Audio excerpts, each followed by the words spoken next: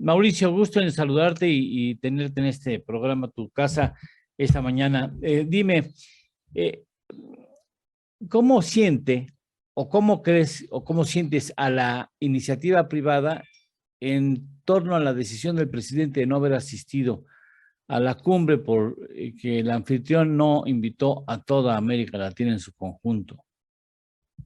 Eduardo, no hay un solo espacio de conversación en el sector privado que yo haya participado donde el empresario que sea mi interlocutor acompañe al presidente en esta decisión. Todo lo contrario. Se le ve como una decisión contraria al interés del sector productivo mexicano.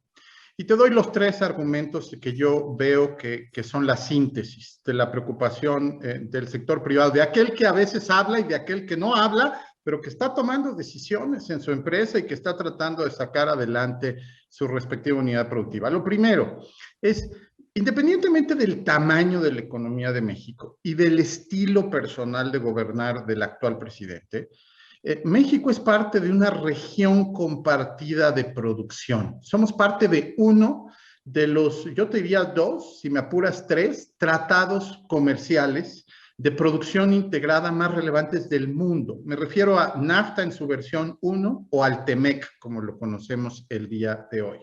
Entonces se percibe como muy mala idea que el presidente haya condicionado su asistencia a una narrativa que en la geopolítica regional se entendió como una condición de asistencia por proteger otros países con los que, por cierto, Eduardo, tenemos cuasi cero relación comercial. ¿Sí? El único interés de Cuba con México es saber cuándo le prestamos dinero que se les olvide a los mexicanos cobrarle o le contratemos personal outsourceado que esté dispuesto a enviar a tarifas excesivas. Es decir, esa es la naturaleza de la relación. Yo no que otro turista que de repente vaya, que por cierto siempre recomendaré que se asista en esa calidad de turista. Pero cuando uno ve la balanza comercial con Cuba, con Nicaragua o con Venezuela, no es cero, pero es casi cero. Cuando uno ve la balanza comercial con los Estados Unidos, depende del mes que preguntes, arriba del 80% de nuestras exportaciones ordinarias. Sí. Entonces, desde una lógica del sector productivo no hace mucho sentido. Pero hay una segunda razón que tiene que ver con la marca México en los Estados Unidos. Cuando no va el presidente y además por la forma en la que anunció que no iría el presidente, la narrativa en los medios de comunicación, la conversación prevaleciente en los pasillos de los eventos pre-cumbre y los eventos en la cumbre es pues lo que uno no quiere que estén hablando de México, es decir, de por qué no viene el presidente y su condicionamiento y este estilo personal de hablarle al gobierno de los Estados Unidos desde su conferencia matutina, en fin, cosa que rompe un acuerdo que los empresarios sabemos que existe con los Estados Unidos. Es una especie de regla no escrita, Eduardo, pero es el acuerdo para el desacuerdo.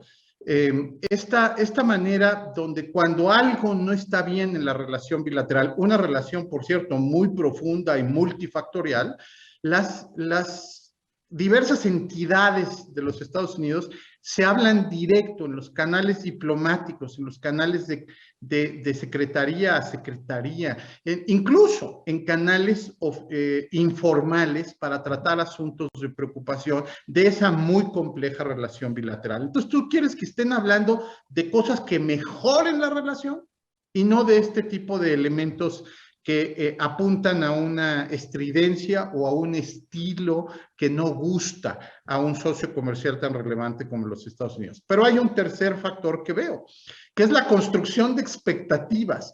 Tú sabes que en el mundo de las inversiones, Eduardo, una cosa es lo que estás haciendo hoy, pero otra cosa es lo que estás decidiendo para un futuro inmediato. Entonces, si analizamos este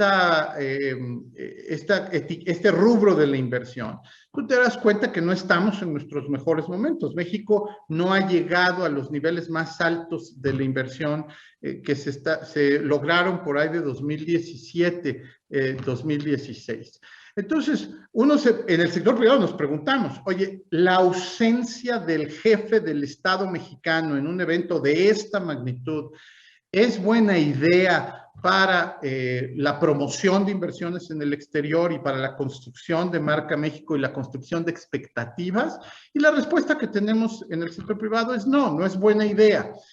Cuando va un presidente, digamos que va como cabeza de una delegación, de una narrativa, de unos reflectores, de una serie de reuniones que ocurren en los pasillos alrededor de una cumbre de esta envergadura, y eso no es lo mismo cuando no va el jefe de Estado. Es decir, aunque en palabras de nuestros socios americanos, palabras oficiales, el canciller será bienvenido como cabeza de nuestra delegación, pues lo que hace eso es que le baja un escalón relevante al resto de los que estarían asistiendo a esa cumbre de haber sido el jefe de Estado el que encabezara esa misión. Tendrá una factura. El sector privado piensa que va a haber una factura que tendremos que ir pagando en abonos o más, pero más adelante habrá un ajuste de cuentas. Mira, en la relación diplomática con los Estados Unidos aplica la teoría de Newton en su máxima expresión, es decir, a toda acción hay una reacción, no necesariamente inmediata y no necesariamente de la misma magnitud, pero sí vendrá en sentido inverso algún tipo de expresión de molestia más adelante. Por lo pronto, los Estados Unidos, de manera pragmática, están sacando adelante la cumbre lo mejor que pueden, están haciendo de ese espacio pues un espacio que los haga quedar bien en la comunidad de las Américas, en lo que para ellos es bien en las métricas de los Estados Unidos. Y por lo pronto en México, pues tendremos que estar a la expectativa de que por los canales diplomáticos le harán llegar al presidente y al canciller pues sus expresiones y su molestia. Alguna vez le oí en una cena de estas en cortito que a veces organizo con diversas figuras, Eduardo, a un exsecretario de Relaciones Exteriores decir una cosa que se me quedó grabada. Estados Unidos no manda mensajes por la prensa. Cuando tiene algo relevante que decir, se lo dice a la persona involucrada. Entonces, ten la seguridad de que el canciller y de que el presidente pues estarán acusando recibo de aquello que exprese como molestia y como reacción el gobierno de los Estados Unidos. Fíjate que hay un asunto que yo no me di cuenta como comunicador, como periodista, no me había dado cuenta de la importancia, por ejemplo, que tiene en términos económicos el Gran Caribe para México. O sea, hasta que asistí a una reunión desarrollada en el sexenio anterior en Cancún, en donde se reunió el Gran Caribe, me di cuenta, uno, del enorme mercado que existe, o sea, el enorme mercado que existe, sobre todo para productos o servicios que tienen que ver con el turismo, el enorme ámbito de negocios posibles de México en el Gran Caribe, uno.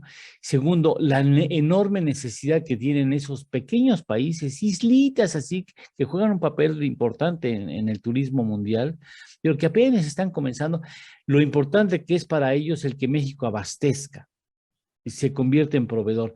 Y me doy cuenta, así como comunicadores, que ese es un mercado ideal para las pymes mexicanas. Así eso no es para las grandes empresas, sino para las pequeñas. Promueves la actividad económica de las pymes diciéndole así nada más en un apretón de mano, oiga, vamos a hacer un acuerdo de libre comercio con ustedes, ¿no? Sí, estamos para empezar a trabajar de una vez. ¿Sí le parece bien? Sí, vamos. El siguiente, oiga, nos interesa mucho hacer eso con ustedes. ¿Sí, jala? Sí, vámonos. Y después así acabas tejiendo esa red que el día de mañana podrá dar frutos económicos al país. Sí, mira, el Caribe, como tú lo planteas, es un importador neto de productos y servicios, y para un país como México, siempre habrá oportunidades para empresarios de distintos tamaños en esos mercados. Tiene un reto, que es la dispersión en una zona geográfica en donde tus interlocutores son muy variados. En la geopolítica regional, el Caribe nunca hay que olvidarlo, porque son expresiones, son voces, son votos que acompañan a veces resoluciones en distintos espacios, y son además lugares con los que se pueden rebotar algunos intereses geoestratégicos de la región de las Américas. En el turismo somos competidores, es decir, nuestros destinos del Caribe y sus destinos del Caribe son destinos alternativos para el visitante americano, pero somos una región compartida de intereses que hay que nutrir. Y ese ejemplo que pones, Eduardo, del Caribe, lo mismo podríamos decir de la parte continental de Sudamérica, de Canadá como un destino alternativo para muchas de nuestras exportaciones, y del muy profundo, relevante y enorme mercado que representa los Estados Unidos para la economía nacional. Estados Unidos no es uno solo. Cuando tú analizas la geografía local, no es lo mismo vender en California que vender en Maine, en Nueva York o en Texas. Y todo eso se desarrolla a partir de un conocimiento del empresario y de las misiones que el gobierno impulsa para llevar empresarios y tomadores de decisión a eventos de esta naturaleza. Por eso es importante que quien nos escucha sepa que la cumbre no es nada más un espacio para la foto de jefes de Estado. Son los jefes de Estado, la punta de la pirámide, que acompaña una serie de tomadores de decisión en los espacios públicos y en los espacios privados que hacen que las cosas pasen. Bien. Y en la medida en que eso tenga más altitud, mayor nivel de relevancia en los otros tomadores de decisión van. Si los jefes de Estado le bajan de relevancia a esas cumbres, pues menor relevancia tienen los que asisten. Esa es la naturaleza de este tipo de espacios que hay que tener en mente siempre cuando se analiza la ausencia de un presidente. Mauricio, muchas gracias por haber estado con nosotros, te lo aprecio mucho, muchas gracias, hasta pronto. Gracias, Eduardo, un saludo a todos. Muchas gracias, gracias.